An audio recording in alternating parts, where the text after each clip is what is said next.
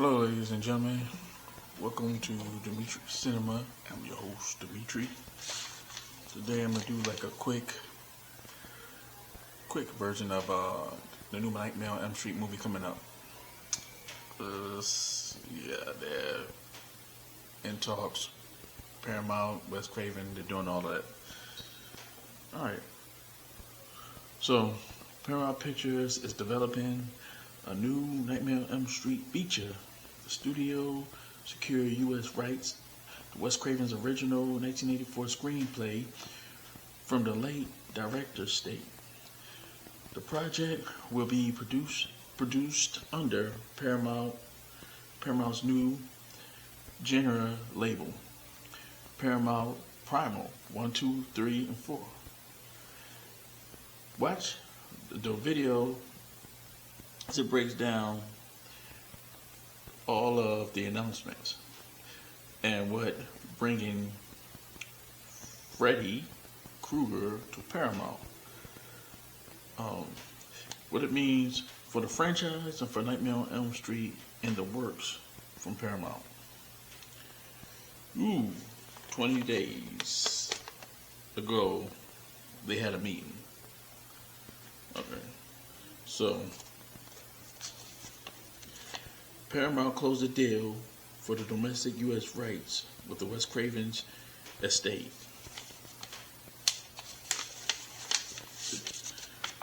Deal is moving in, deal is closing, all that good stuff.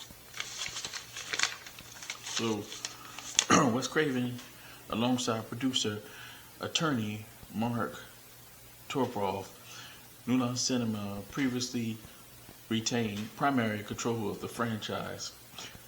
Copyright version allowed the Wes Craven estate to license the original 1984 script 1, 2, 3, 4. The studio label. It is stated as a priority project to Paramount Primal, a low-mid budget genre label headed by producers J.D. Lifshitz and Raphael Marquise, known for The Barbarian and Weapons 1, 2, 3. The plot stats, specific plot details for the casting remain under wraps. It has been described as being set in the world of A Nightmare on Elm Street, based in an original screenplay rather than a direct continuation of the previous sequels of the 2010 remake 1, 2, 3 you like.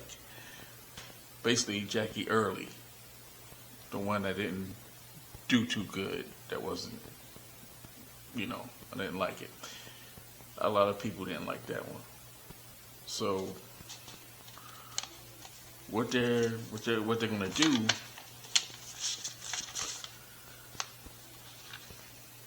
they're gonna do a Wes Craven movie that's based in the realm of the Wes Craven's Nightmare on Elm Street from 1 to Freddy's Dream Warriors, Freddy's Dream Master, Freddy Revenge, all the way up to Freddy A New Nightmare. They're trying not to go past the Freddy vs. Jason type deal, because that's like the aftermath. So they're going to stick in a Wes Craven's realm, which is respectful, which is good, because rest in peace, Wes Craven, he made it. So that's their thing they're doing right now, and it mix up with the family or whatever. So this movie is going to take place in that realm. Alright, so now I'm going to give you my take. I'm going to give you my cast for the movie, because they hadn't gotten the cast quite yet. They got one actor name that's popping up that in the lead role, but they hadn't had their whole cast yet. And the actor that has the lead role for Freddy is actually one of the guys I'm picking. You could pick between 3 guys. Jim Carrey as Freddy Krueger, or possibly Woody Harrelson. Woody Harrelson has that dark, evil villain comedy with him, kind of. If you've seen zombies, Zombieland. You seen Carnage from Venom, Let There Be Carnage. He has it with him. You know what I mean? Like he has that. He has that demented part. He has that. So I could see him being that slasher. Or maybe Matthew Lillard. People don't understand. Don't give him enough credit. Matthew Lillard and Scream, the Scream movies or whatever, and he won the side with Billy Loomis, and he did an amazing job as dad. He was really silly in the movie, really goofy in the movie, but then in the new movie, when the new Scream 7, when they brought him back, but he was AI, whatever, blah blah blah, you could see that he still kind of had it. He's older now, but he still kind of had it. You need a sort of an older Freddy, and the last pick just wasn't really good with Jackie Earle. Jackie Earle, he might be good in some films, but Freddy Krueger, nah. Matthew Lillard playing Stumacher. That's an iconic Scream villain, sort of. Even though they didn't bring him in this last one, but they could set it up where they could bring him back. But I could see him with the personality he brings and his talents. I could see him pursuing Freddy Krueger.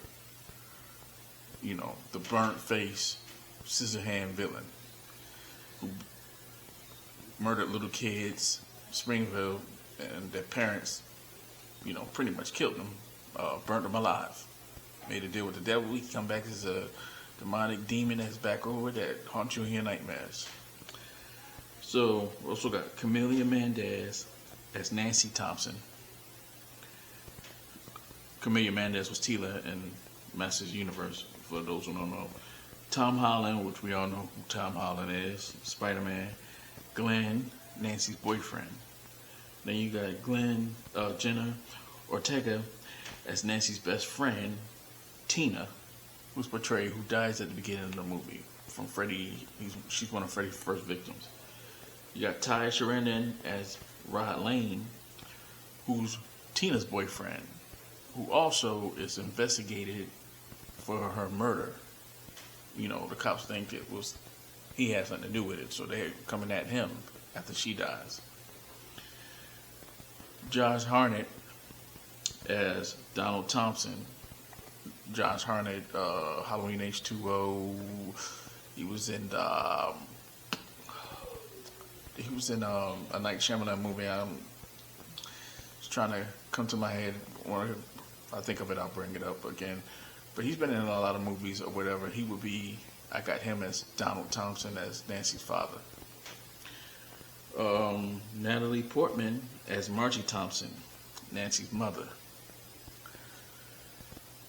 And Damien Leone as the director. He brought Art the Clown, the Terrifier franchise, and I would have him work with,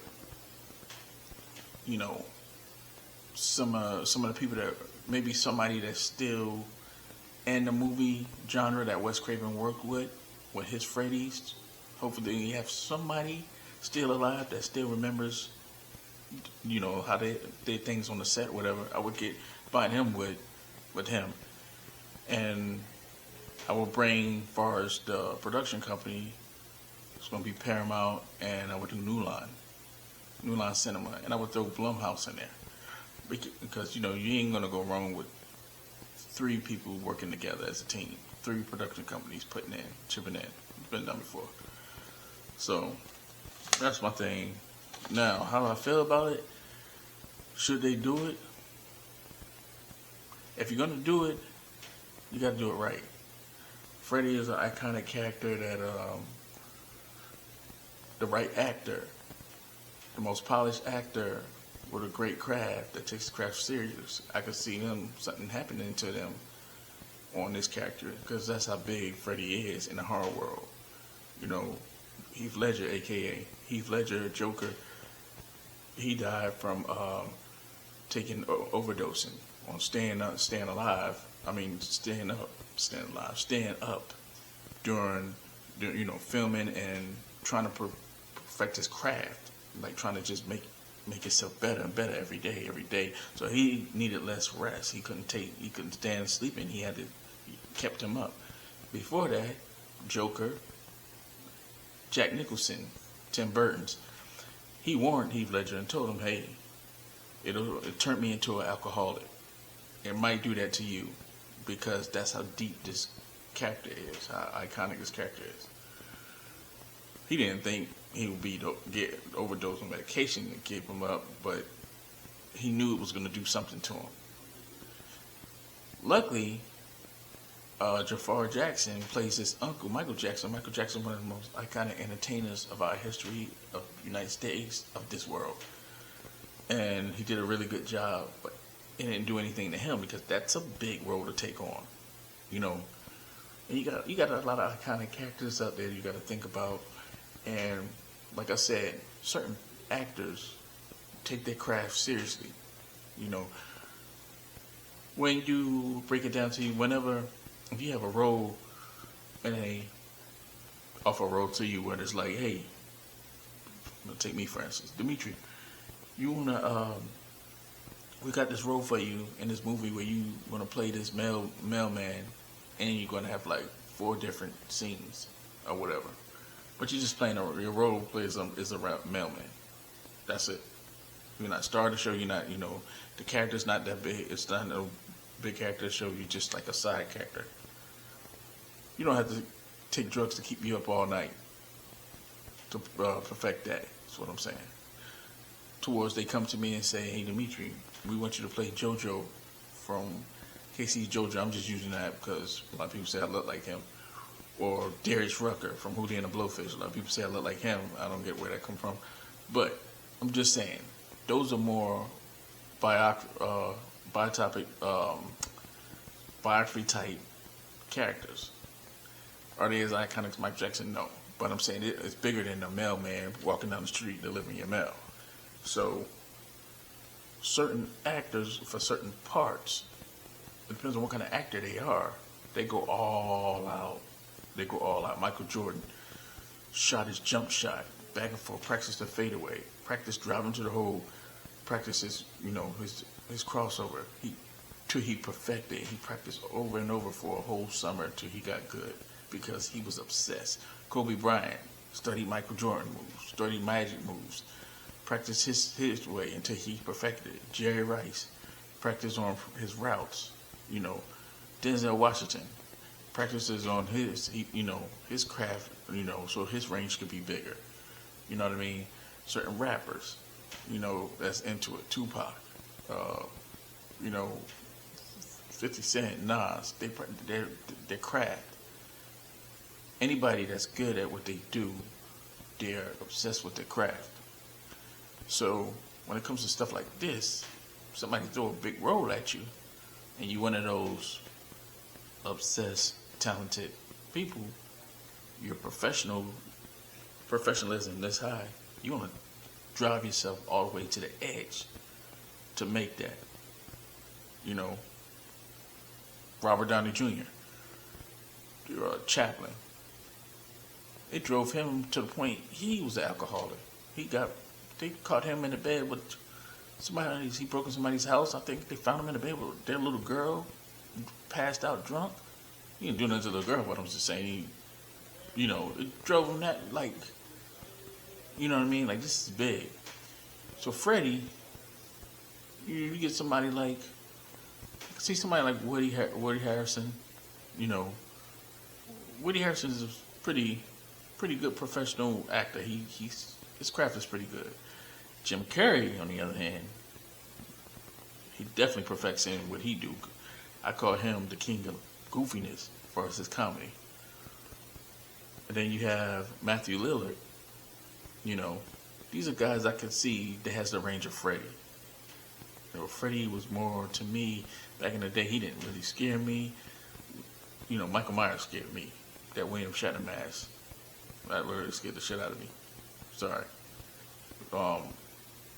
But you know, Freddy was like this burn face guy. You will look outside your window right now. It's 3 o'clock in the morning. You just happen to open your window. You look, you see somebody standing with a Michael Myers mask just staring at you. Towards somebody with a Freddy mask on. You're gonna be like, oh, Freddy. I'm gonna lose me. Freddy. Oh, man, who's playing Freddy? Who's probably got a Freddy mask on? Haha, laugh. I see a Michael Myers mask. I'm out of there. So, you know, there are a lot of iconic characters. You know, it depends on certain crafts that, you know, you build up to. And that's just my thing with it. You know, to do Freddy, you gotta be on point with that. You know, like he's up there. Jason, you wearing a mask. Michael Myers, you wearing a mask.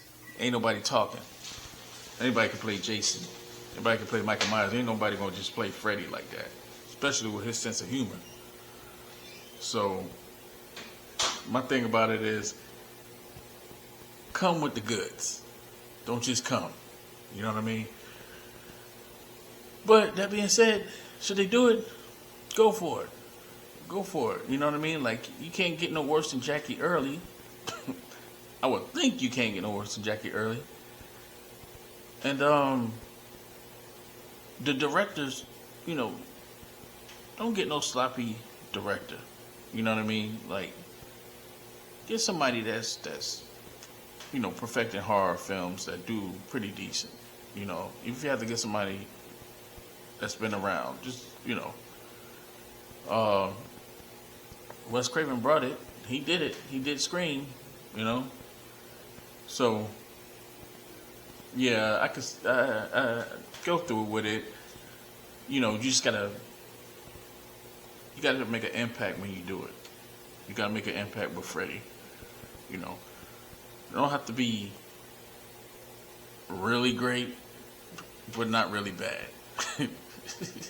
Like they say in the football, we ain't asked you to win a game, just not asked you to not to lose it.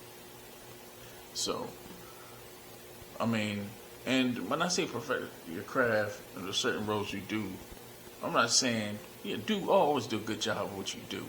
Don't get me wrong. But some things, it depends on measurement of the job.